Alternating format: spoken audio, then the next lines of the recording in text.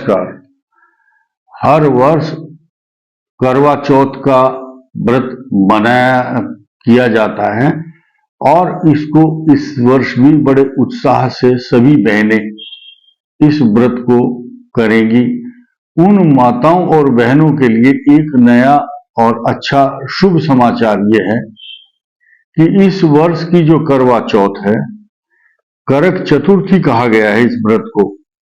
1 नवंबर दिन बुधवार, ये बहुत शुभ मुहूर्त है और शाम को 8:15 और कहीं 8:16 पर चंद्र दर्शन होगा।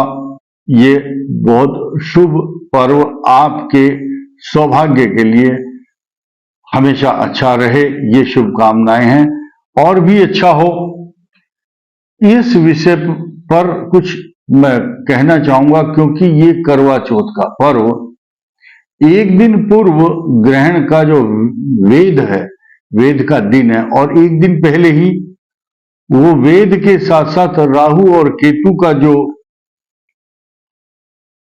परिवर्तन हुआ, राशियों का परिवर्तन, उससे स्पर्श काल जो उसके बाद शुरू होता है। इसीलिए उस दिन जितनी भी माताएं और बहनें हैं, सुबह से ही, वैसे तो सायंकाल को उसमें चलनी में दर्शन करते हैं, चंद्र दर्शन, और जल भी देते हैं।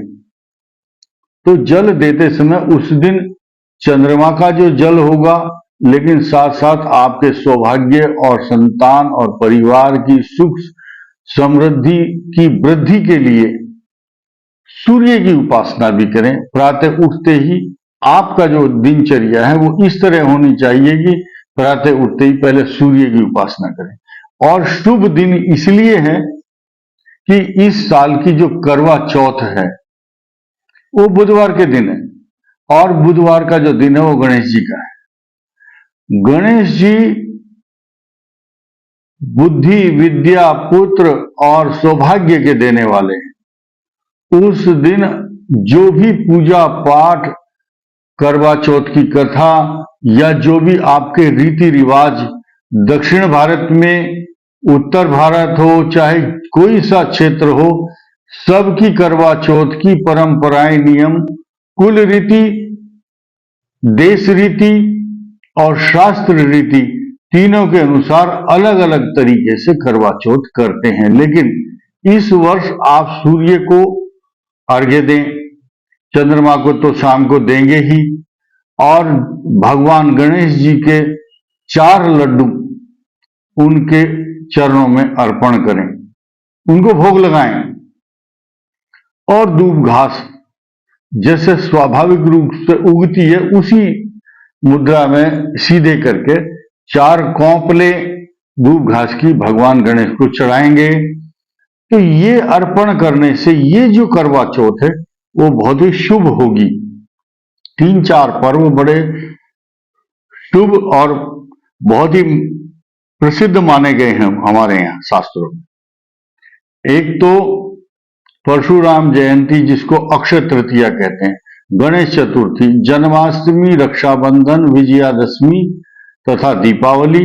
लेकिन महिलाओं के सौभाग्य की वृद्धि करने वाला और सब कुछ प्रसन्नता देने वाला जो पर्व है, करवा चौथ है। इस दिन देश के अंदर सबसे बड़ा उत्साह महिलाओं में देखने को मिलता है।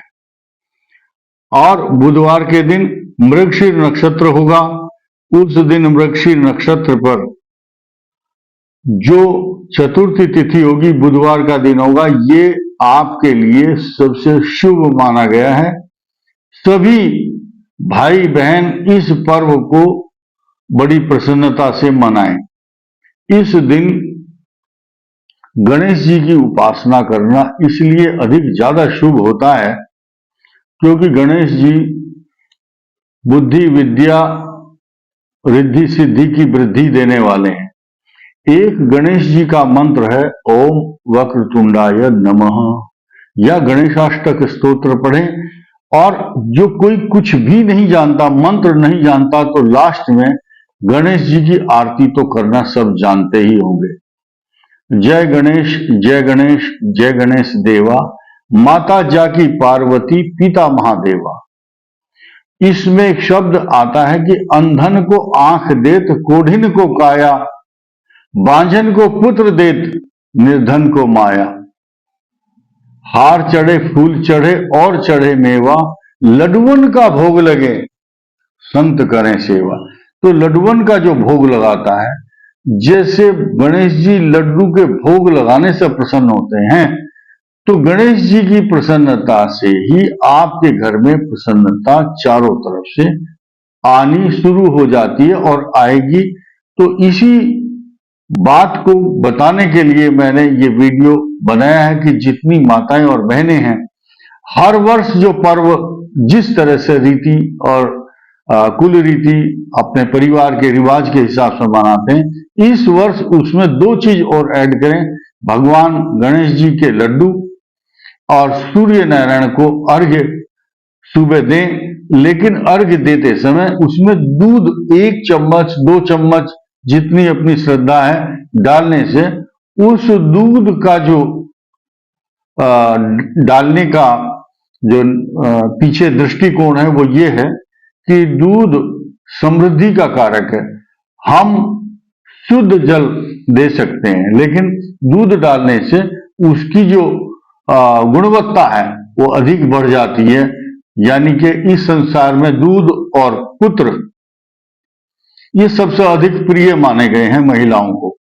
तो इस दौरान आप, अगर, मैं बहुत लंबा वीडियो नहीं करना चाहता क्योंकि बात बहुत लंबी हो जाएगी, सिर्फ इस सूत्र को आप मानेंगे तो अच्छा होगा। इस वीडियो में इतना ही। करवा चौथ की बहुत बहुत सभी भाई और बहनों को शुभकामनाएं। प्रणाम।